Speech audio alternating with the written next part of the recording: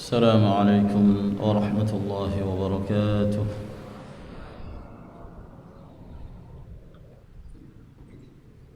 إن الحمد لله نحمده ونستعينه ونستغفره ونعوذ بالله من شرور أنفسنا ومن سيئات أعمالنا. من يهده الله فلا مضل له ومن يضلل فلا هادي له. وأشهد أن لا إله إلا الله وحده لا شريك له، وأشهد أن محمدا عبده ورسوله. يا أيها الذين آمنوا اتقوا الله حق تقاته ولا تموتن إلا وأنتم مسلمون. يا أيها الناس اتقوا ربكم الذي خلقكم من نفس واحدة وخلق منها زوجها وبث منهما رجالا كثيرا ونساء. واتقوا الله الذي تساءلون به والأرحام إن الله كان عليكم رقيبا. يا أيها الذين آمنوا اتقوا الله وقولوا قولا سديدا يصلح لكم أعمالكم ويغفر لكم ذنوبكم، ومن يطع الله ورسوله فقد فاز فوزا عظيما. أما بعد، فإن خير الكلام كلام الله تبارك وتعالى، وخير الهدي هدي محمد صلى الله عليه وعلى آله وسلم، وشر الأمور محدثاتها، فإن كل محدثة بدعة، وكل بدعة ضلالة، وكل ضلالة في النار. أيها الإخوة في الله، walhamdulillah,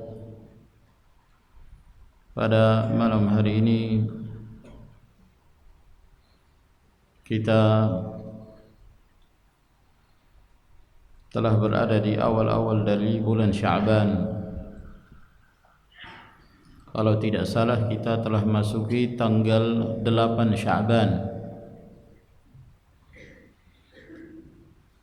Yang ini menunjukkan bahwa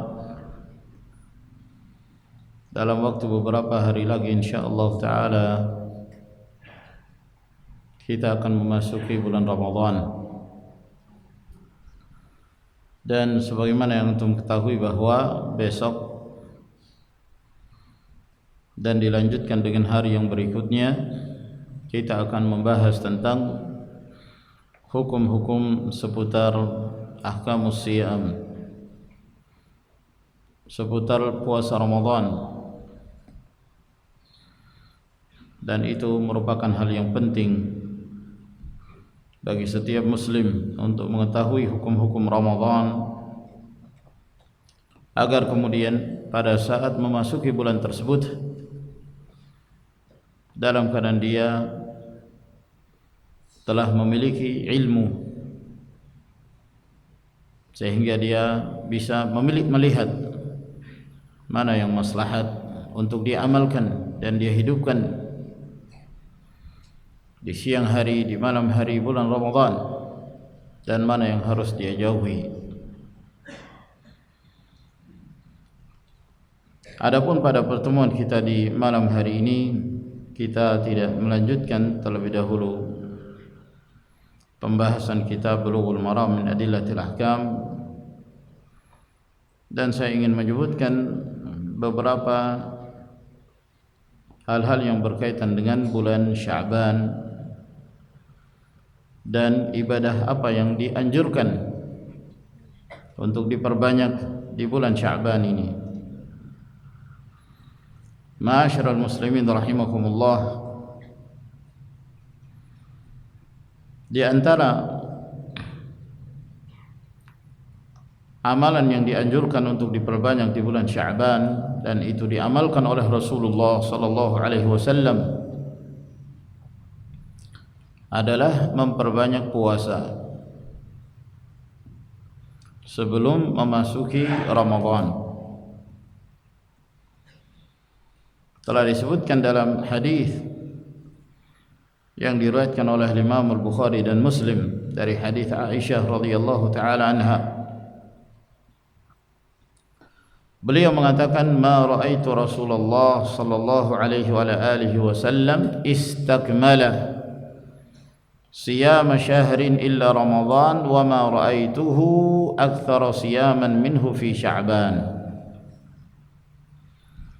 Aku tidak pernah melihat Rasulullah sallallahu alaihi wa alihi wasallam menyempurnakan puasa dalam satu bulan kecuali bulan Ramadan. Dan aku tidak pernah melihat Rasulullah sallallahu alaihi wasallam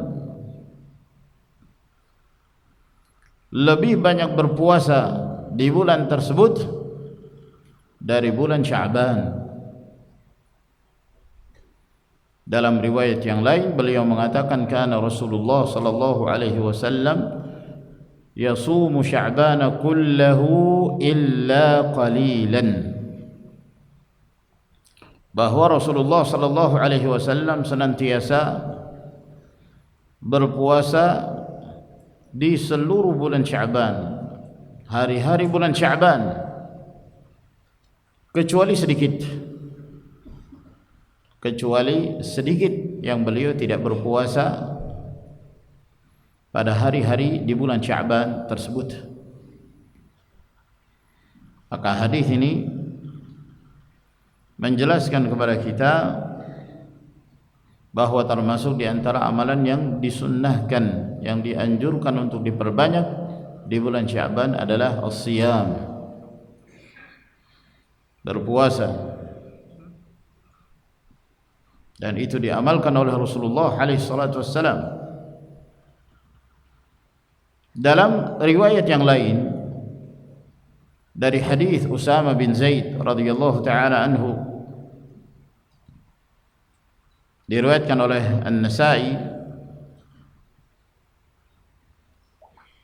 demikian pula dalam riwayat Al-Imam Ahmad dari hadis Anas.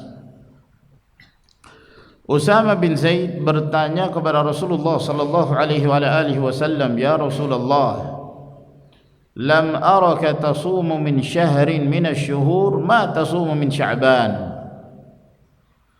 Wahai Rasulullah, aku tidak pernah melihat engkau berpuasa dalam satu bulan dari bulan-bulan yang ada seperti banyaknya engkau berpuasa di bulan Sya'ban. yakni Usama bin Zaid bertanya, apa sebabnya, mengapa engkau banyak berpuasa di bulan Sya'ban? Maka dijawab oleh Rasulullah sallallahu alaihi wasallam, "Dzaka syahrun taghfalun nasu fihi anhu." Itu adalah bulan di mana manusia lalai dari bulan tersebut, lalai untuk melakukan sebuah keutamaan, memanfaatkan bulan tersebut dengan ibadah. Itu adalah bulan yang banyak dari kalangan manusia lalai dari memperhatikannya. Baina Rajab wa Ramadan, itu adalah bulan yang terletak antara bulan Rajab dan bulan Ramadan. Wa huwa syahrun turfa'u fihi al-a'mal ila rabbil alamin wa uhibbu an yurfa'a 'amali wa ana sha'im. Dan itu adalah bulan yang amalan-amalan seorang hamba itu diangkat kepada Rabbul Alamin, kepada Allah Subhanahu wa taala. Jadi amalan-amalan saleh ini naik ke atas, dibawa oleh para malaikat. Ilaihi yas'adul kalimut thayyib wal 'amalus salihu yarfa'uh. Menuju Allah, naik kepada Allah, kalimat-kalimat yang baik, amalan salih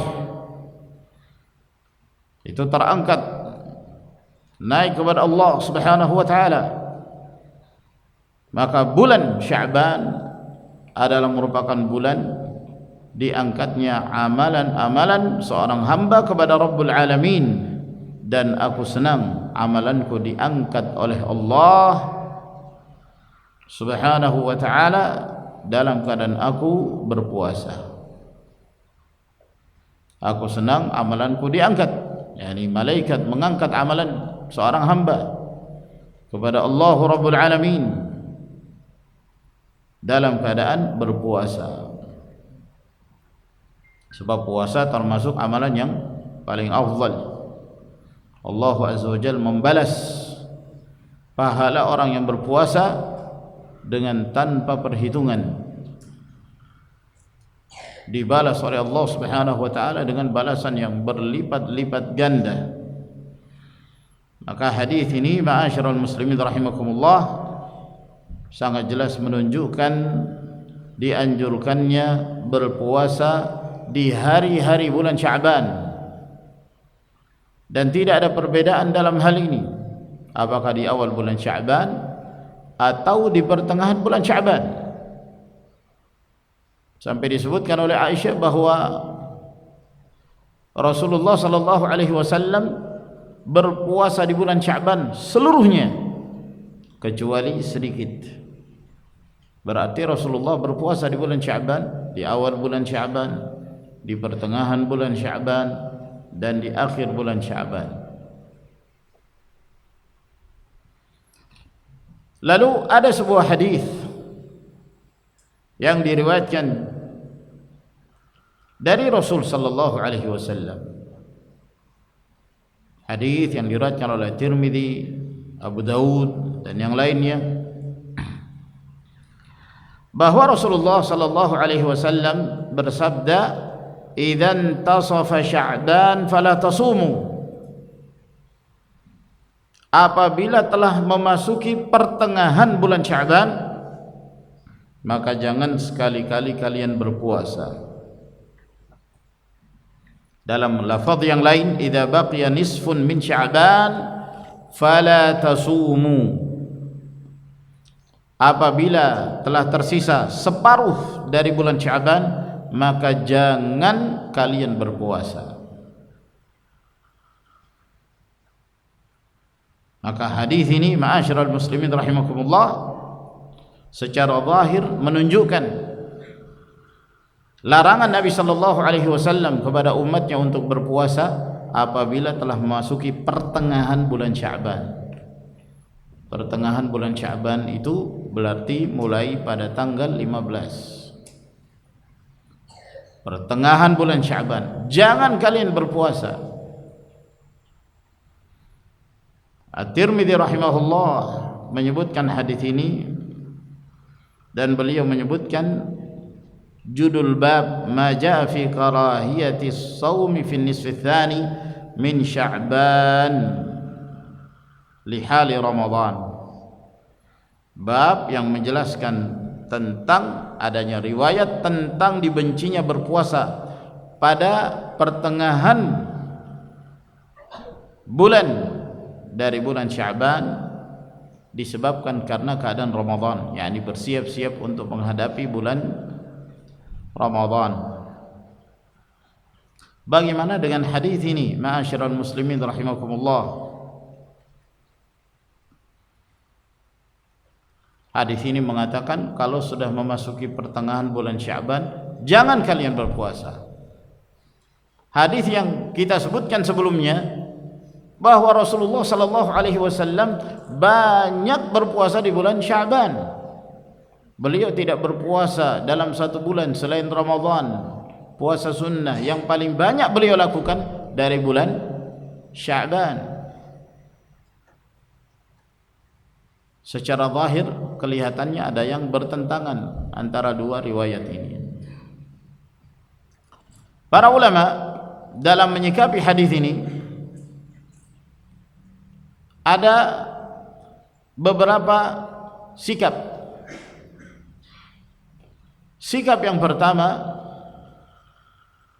sebagian para ulama mengatakan bahwa hadis yang mengatakan apabila telah memasuki pertengahan bulan Sya'ban maka jangan kalian berpuasa. Mereka menghukumi hadis ini dhaif, tidak bisa dijadikan sebagai hujjah. Dan mereka, pendapat jumhur ulama, menganggap bahwa diperbolehkan berpuasa di hari-hari yang mana saja dari bulan Sya'ban, di awal, di pertengahan, atau di akhir, kecuali nanti yang merupakan hari yang paling terakhir, hari asyak, hari yang meragukan apakah itu telah masuk ke bulan Ramadan atau masih di bulan Sya'ban. Ini nanti ada pembahasannya. Kata mereka, hadis Abu Hurairah yang meriwayatkan tentang larangan berpuasa di pertengahan bulan Sya'ban adalah hadis yang dhaif. Bahkan diriwayatkan dari Imam Ahmad dan Yahya bin Ma'in menganggap hadis ini sebagai hadis yang mungkar, sebagaimana yang disebutkan oleh Syaukani rahimahullah dalam kitabnya Nailul Awtar. Mereka menghukumi hadis ini dhaif, bahkan mungkar. Sehingga bagi mereka hadis yang diriwayatkan dalam Sahih Muslim tidak ada yang bertentangan dengan riwayat tersebut, bahwa Nabi SAW banyak berpuasa di bulan Sya'ban, walaupun di pertengahan, walaupun di akhir. Sebagian para ulama mengatakan tidak, yang zahir hadis ini adalah hadis yang sahih, nampak sanadnya sahih. Di antara para ulama yang mensahihkan adalah Al-Imam Al-Albani rahimahullah. Lalu bagi para ulama yang menghukumi hadis ini sebagai hadis yang sahih, mereka pun mengatakan tidak terjadi pertentangan antara dua riwayat. Tidak bertentangan antara dua riwayat. Riwayat yang mengatakan Nabi sallallahu alaihi wasallam banyak berpuasa di bulan Sya'ban, dengan hadis apabila telah masuki pertengahan bulan Sya'ban maka jangan kalian berpuasa. Kata mereka hadis ini tidak bertentangan, tidak ada yang kontradiksi dalam kedua riwayat ini. Maka mereka pun mengkompromikan antara kedua hadis ini, bahwa hadis larangan berpuasa di pertengahan bulan Sya'ban ini apabila seseorang baru memulai berpuasa sunnah di pertengahan bulan Sya'ban dan dia tidak berpuasa di hari-hari sebelumnya. Di awal-awal Sya'ban dia tidak berpuasa, nanti memasuki pertengahan baru dia berpuasa. Nah, ini yang tidak diperbolehkan. Seakan-akan dia mengkhususkan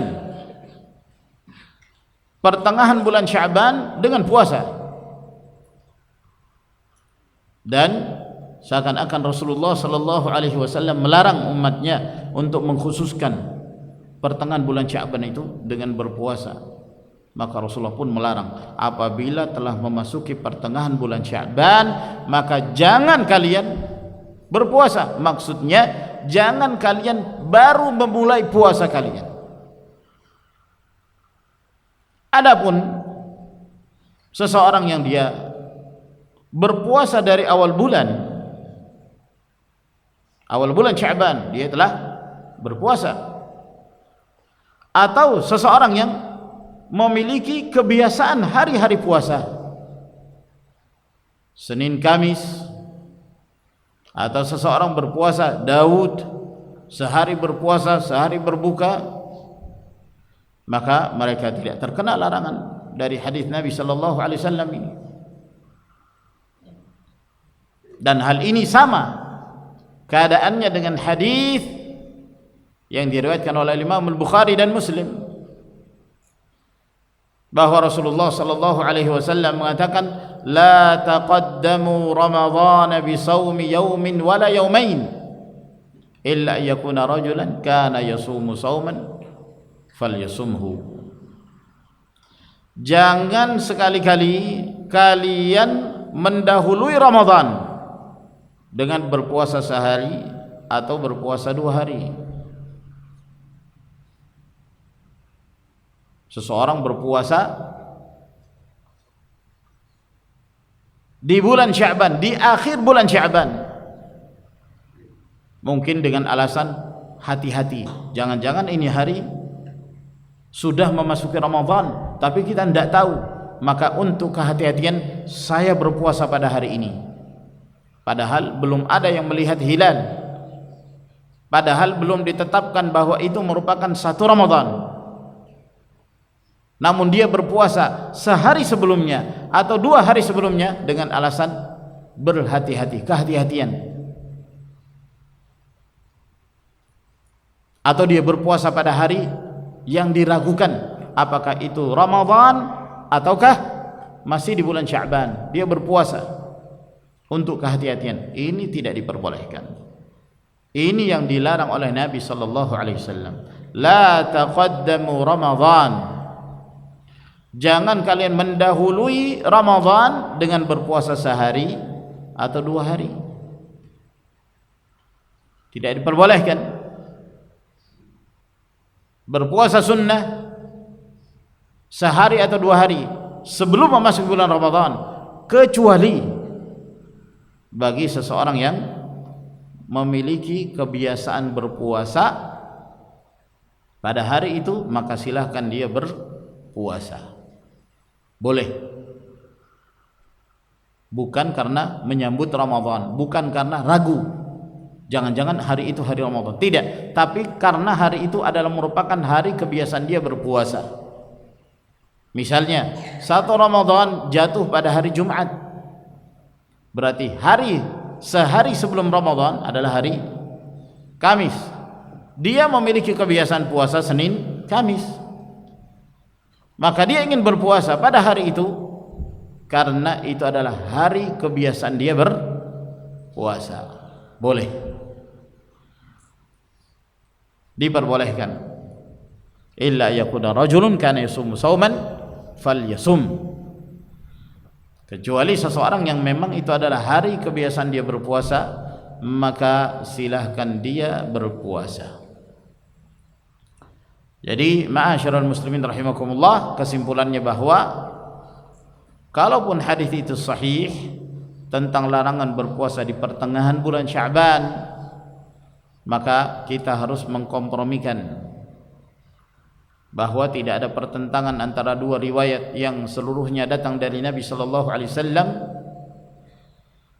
bahwa hadis yang melarang maksudnya apabila seseorang baru memulai puasa ketika memasuki nisfu Sya'ban, pertengahan bulan Sya'ban, dan dia tidak berpuasa di hari-hari sebelumnya. Jadi hal ini jelas insyaallah taala. Kemudian ada beberapa hadis yang disandalkan kepada Nabi sallallahu alaihi wasallam yang menjelaskan tentang keutamaan bulan Sya'ban. Namun hadis-hadis tersebut tidak ada satupun yang sahih,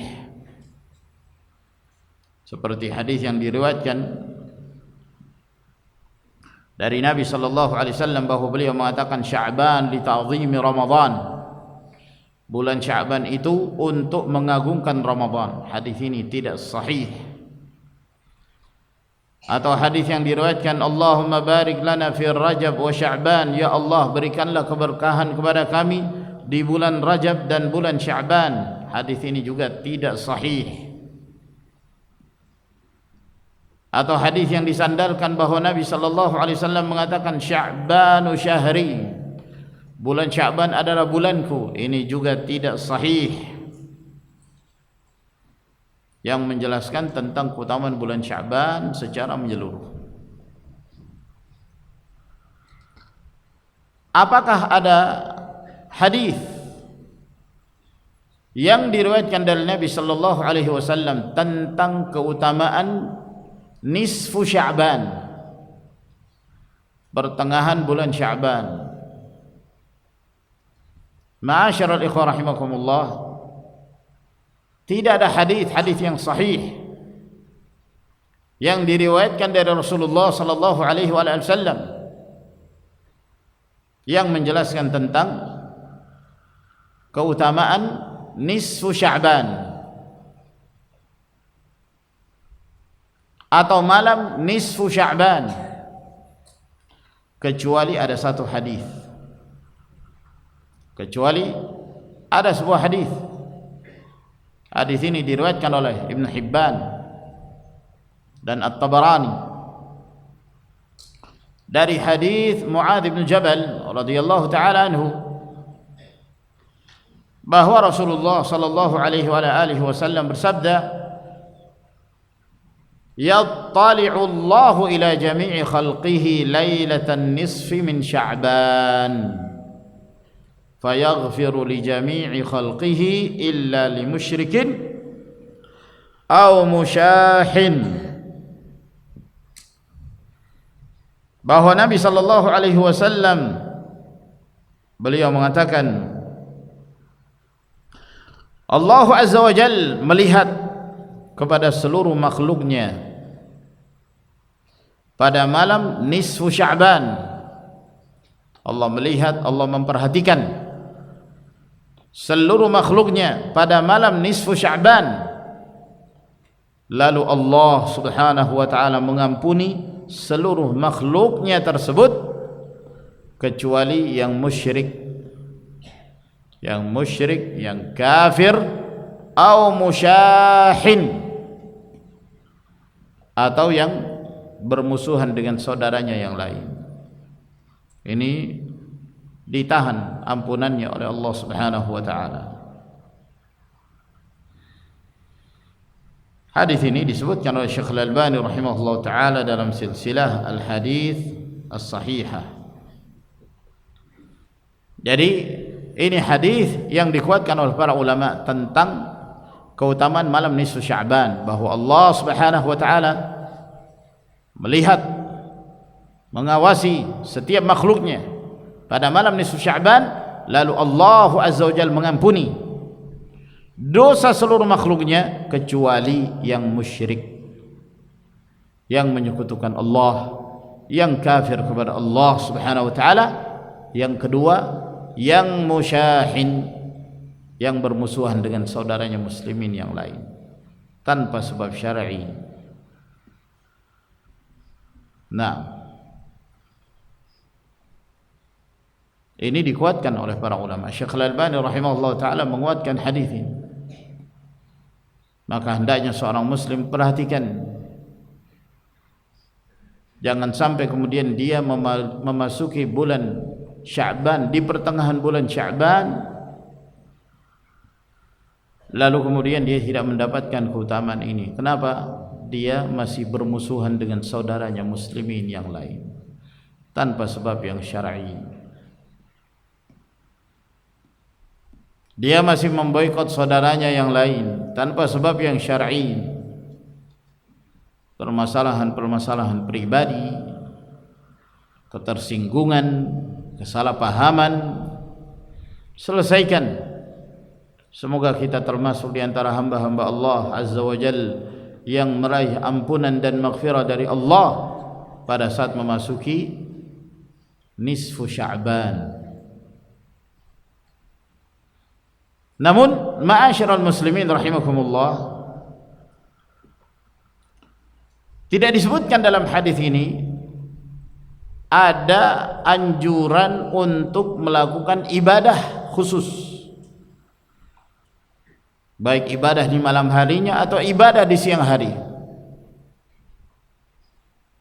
Misalnya anjuran untuk mengerjakan salat tasbih di malam hari, khusus di pertengahan bulan Sya'ban, tidak ada.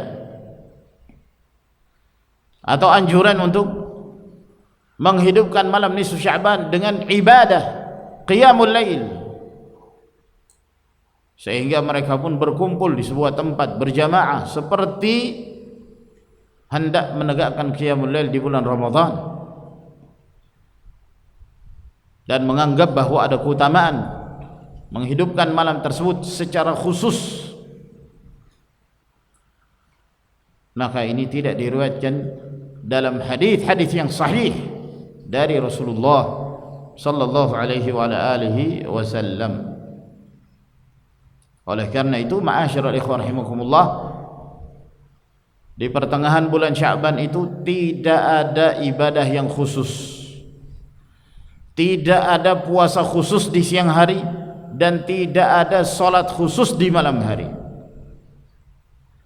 Rasulullah sallallahu alaihi wasallam hanya menyebutkan bahwa malam itu Allah azza wajalla memperhatikan makhluknya, lalu kemudian Allah mengampuni dosa-dosa mereka, kecuali orang yang musyrik dan kecuali orang yang bermusuhan, maka ini ditahan oleh Allah tabaraka wa ta'ala. Adapun hadis-hadis yang menjelaskan tentang keutamaan nisfu Sya'ban dan anjuran untuk melakukan ibadah khusus, maka tidak sahih diriwayatkan dari Nabi sallallahu alaihi wasallam. Seperti hadis, "Idza kanat lailatun nisfi min Sya'ban faqumu lailaha wa sumu naharaha." Apabila telah memasuki malam nisfu Sya'ban, maka tegakkanlah qiyamul lail di malam harinya dan berpuasalah kalian di siang harinya. Hadis ini tidak sahih, bahkan sangat lemah, bahkan dihukumi palsu. Demikian pula hadis bahwa Rasul sallallahu alaihi wasallam mengatakan, "Atani Jibril faqala hadhihi lailatun nisfi min Sya'ban walillahi fiha utaqa'u minan nar bi'adadi syu'uri ghanami bani kalb." Bahwa Jibril datang kepadaku, lalu beliau mengatakan, ini adalah malam nisfu Sya'ban, dan Allah subhanahu wa ta'ala telah menetapkan di malam itu ada dari hamba-hambanya yang dibebaskan dari api neraka. Yang dibebaskan dari api neraka sejumlah bulu-bulu kambing miliknya kabilah Banu Kalb. Sejumlah bulu-bulu kambing, jadi banyak sekali. Yang kita ketahui dari hadis yang sahih dari Nabi sallallahu alaihi wasallam bahwa orang-orang yang dibebaskan dari api neraka itu kaitannya dengan bulan Ramadan, malam Ramadan. Walillahi utaqa'u minan nar wa dzalika kullu lailah. Allah azza wa jalla telah menetapkan ada di antara hamba-hambanya yang dibebaskan dari api neraka di malam-malam bulan Ramadan, dan itu setiap malam kesempatan itu bulan Ramadan. Adapun di bulan Sya'ban tidak sahih, dan hadis yang kita sebutkan tadi adalah hadis yang sangat lemah sekali, sehingga tidak bisa pula dijadikan sebagai hujjah. Atau hadis yang lain, man ahya lailatan nisfi min Sya'ban lam yamut qalbuhu yauma tamutul qulub. Barang siapa yang menghidupkan malam nisfu Sya'ban, maka tidak akan mati hatinya di saat hati-hati manusia yang lain dalam keadaan mati. Ini juga hadis yang sangat lemah sekali. Ada perawi yang matruk, ditinggalkan hadisnya. Ada yang majhul, tidak dikenal siapa perawi tersebut. Oleh karenanya, ma'asyiral ikhwah rahimakumullah, para ulama telah menjelaskan bahwa tidak ada ibadah khusus yang disyariatkan, yang dianjurkan oleh Nabi kita sallallahu alaihi wasallam yang berkaitan dengan nisfu Sya'ban. Barang siapa yang menganggap ada hadis yang menganjurkan untuk melakukan satu ibadah khusus di siang hari atau di malam hari di pertengahan bulan Sya'ban, silakan dia mendatangkan. Silakan dia melakukan pengecekan terhadap riwayat tersebut. Oleh karena itu berkata Al-Allamah Samahatul Syekh Abdul Aziz bin Abdullah bin Baz rahimahullah ta'ala, beliau mengatakan waqad warada fi fadliha lailatun nisfi min Sya'ban ahaditsu dha'ifatun la yajuzu al-i'timadu 'alayha wa amma ma warada fi fadli as-salati fiha fa kulluhu mawdhu'un nabbaha 'ala dhalika katsirun min ahli al-'ilm. Dan telah datang riwayat yang menyebutkan keutamaan malam nisfu Sya'ban, hadis-hadis yang dhaif yang tidak bisa dijadikan sebagai sandaran, sebagai hujjah. Adapun riwayat yang datang yang menjelaskan tentang keutamaan salat di malam nisfu Sya'ban, seluruh riwayat itu kata beliau palsu, sebagaimana yang telah diperingatkan oleh banyak dari kalangan para ulama. Demikian pula yang disebutkan oleh Ibn Rajab Al-Hambali rahimahullah dalam Lataiful Ma'arif, kata beliau anna qiyama lailatin nisf min Sya'ban lam yathbut fihi syai'un 'anin nabi sallallahu alaihi wa alihi wasallam wala 'an ashabihi, bahwa menegakkan ibadah pada malam nisfu Sya'ban tidak ada yang sahih satupun dari Nabi sallallahu alaihi wasallam dan tidak ada pula yang sahih dari para sahabat beliau radhiyallahu anhum. Demikian pula disebutkan oleh Al-Allamah Muhammad Al-Ansari rahimahullah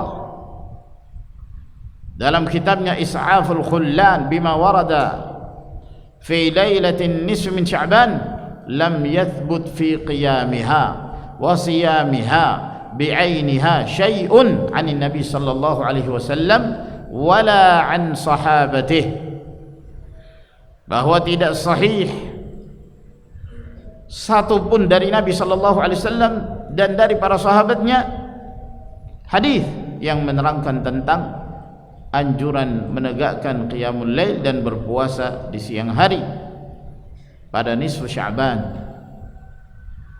Demikian pula disebutkan oleh Asy-Syaikh Al-Allamah Muhammad bin Shalih Al-Utsaimin rahimahullah, wa lailatun nisfi min Sya'ban lam yathbut an Rasulillah sallallahu alaihi wasallam syai'un min ta'zimiha aw ihya'iha, dan malam nisfu Sya'ban tidak ada satupun yang sahih dari Rasulullah sallallahu alaihi wasallam yang menerangkan tentang anjuran mengagungkannya atau menghidupkan malam nisfu Sya'ban tersebut. Walhasil ma'asyiral muslimin rahimakumullah, tidak ada satu pun hadis yang sahih dari Rasulullah sallallahu alaihi wasallam yang menjelaskan tentang keutamaan melakukan ibadah, mengkhususkan ibadah pada nisfu Sya'ban dengan berpuasa di siang hari atau qiyamul lail di malam hari. Barang siapa yang ingin meraih keutamaan, silakan dia melakukan qiyamul lail setiap malam. Jangan menunggu nisfu Sya'ban baru sibuk semangat untuk menghidupkan malam itu dengan qiyamul lail. Sehari sebelumnya tidur dari isya sampai subuh. Setelah melewati nisfu Sya'ban tidur, dak qiyamul lail dari isya sampai subuh. Hanya mengkhususkan malam nisfu Sya'ban karena menganggap ada keutamaan khusus, padahal hadis-hadis yang diriwayatkan dari Nabi sallallahu alaihi wasallam tentang hal tersebut dhaif, palsu. Cukup bagi kita beramal dengan hadis-hadis yang sahih. Rasulullah sallallahu alaihi wasallam beliau menjelaskan dalam hadis-hadis yang mutawatir, yanzilu rabbuna ila as-sama'id dunya fi thuluthil lailil akhir fayaqulu hal min da'in fa astajib lah wa hal min mustaghfirin fa aghfir lah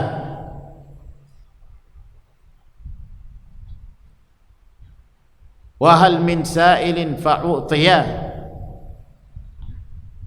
Bahwa Allah Azza wa Jalla turun ke langit dunia pada sepertiga malam terakhir. Allah Azza wa Jalla turun ke langit dunia. Wajib kita mengimani hadis ini dan kita meyakini bahwa Allah Azza wa Jalla turun ke langit dunia. Dan turunnya Allah bukan berarti menghilangkan sifatul ulu, menghilangkan sifat kemahatinggian Allah Subhanahu wa taala. Allah turun dan Allah Azza wa Jalla maha tinggi, tidak bertentangan. Jangan menyerupakan Allah dengan makhluknya. Jangan menganggap seperti makhluk. Kalau makhluk turun berarti tidak naik. Kalau makhluk naik berarti tidak turun. Itu makhluk. Adapun ahlus sunnah, maka mereka mengimani hadis-hadis yang diriwayatkan dari Nabi sallallahu alaihi wasallam tentang sifat-sifat Allah sebagaimana datangnya. Amirruha kama ja'at bila kaif. Imani sebagaimana datangnya riwayat itu. Jangan engkau membagaimanakan. Imani bahwa Allah Subhanahu wa taala turun ke langit dunia pada sepertiga malam terakhir. Lalu kemudian Allah mengatakan, adakah yang berdoa maka aku akan kabulkan, adakah yang meminta aku akan berikan, adakah yang memohon ampun kepadaku maka aku akan memberi ampunan kepadanya. Kita imani itu. Dan kita imani bahwa Allah Subhanahu wa taala maha tinggi di atas arasy. Ar-Rahmanu 'alal arsy istawa. Dan kita meyakini bahwa Allah turun ke langit dunia pada sepertiga malam terakhir. Jangan lagi Anda membagaimanakan. Turun berarti masuk ke dunia begitu. Kalau masuk ke dunia berarti dunia lebih besar daripada Allah.